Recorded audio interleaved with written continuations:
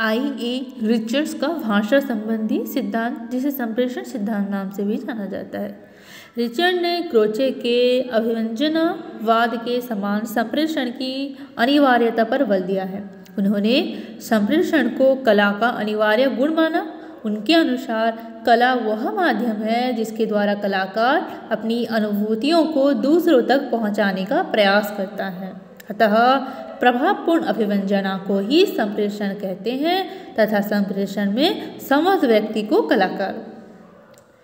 Richards के अनुसार संप्रेषण का अर्थ ना तो अनुभूति का यथावत या हूबहू अंतरत है और ना दो व्यक्तियों के बीच अनुभूति का तादात्म्य, बल्कि कुछ अवस्थाओं में विभिन्न मनों की अनुभूति की अत्यंत समानता ही संप्रेषण है। तो रिचर्ड क्या कहते हैं? संप्रेषण का अर्थ ना ही अनुभूति का यथावत अंतरत है, ना दो व्यक्तियों के बीच अनुभूति का तादात्म्य, बल्कि कुछ अवस्थाओं में विभिन्न मनों की अनुभूति की अत्यंत समानता ही संप्रेषण है। वस्तुतः संप्रेषण तब होता है जब वातावरण पर किसी मन की ऐसी क्रिया होती है कि दूसरा मन उससे प्रभावित हो उठता है तथा दूसरे मन की अनुभूति पहले मन की अनुभूति के समान होती है।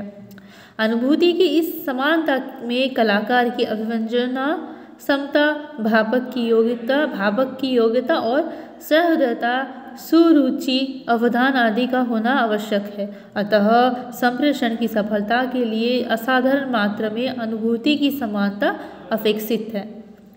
इस दृष्टि से रिचर्ड का संप्रेषण भारतीय काव्य शास्त्र के साधारणीकरण का ही एक रूप है। काव्य भाषा अर्थ मीमांसा। रिचर्ड ने काव्य भाषा के दो रूप माने हैं, एक वैज्ञानिक, दूसरा रागात्मक। वैज्ञानिक होगा शायद। वैज्ञानिक भाषा में निरूपण या निर्देशन अभिमत होता है, जबकि रागात्मक, हाँ तो क्या होगा यहाँ पर, जो रिचर्ड्स हैं उनका काव्य भाषा में जो है उन्होंने दो रूप माने हैं काव्य भाषा के, एक है वैज्ञानिक, दूसरा है रागात्मक।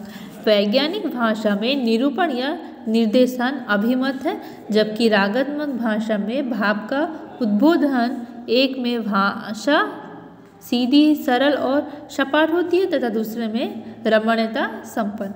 भारतीय आचार्य भामा ने भाषा के दो भेद माने जो रिचर्ड से मिलते जुलते हैं। उनके अनुसार वैज्ञानिक भाषा वार्ता है, रागात्मक भाषा वक्रता है।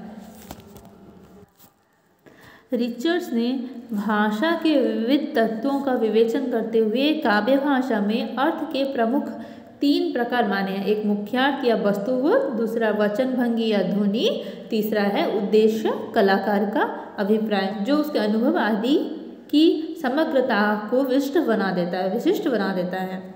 रिचर्ड्स के अनुसार श्रेष्ठ काव्य भाषा में इन सब तत्वों की सहज योजना रहती है, किंतु प्रकरण के अनुसार तीनों की मात्रा में अंतर हुआ करता है। जैसे वैज्ञानिक में मुख्यार्थ प्रधान होता है, किंतु काव्य में भावना की प्रधानता हो जाती है। जहाँ भावना की प्रमुखता होती है वह भाषा स्वभावतः रागात्मक हो जाएगी। तो यह था रिचर्ड्स का सिद्धांत।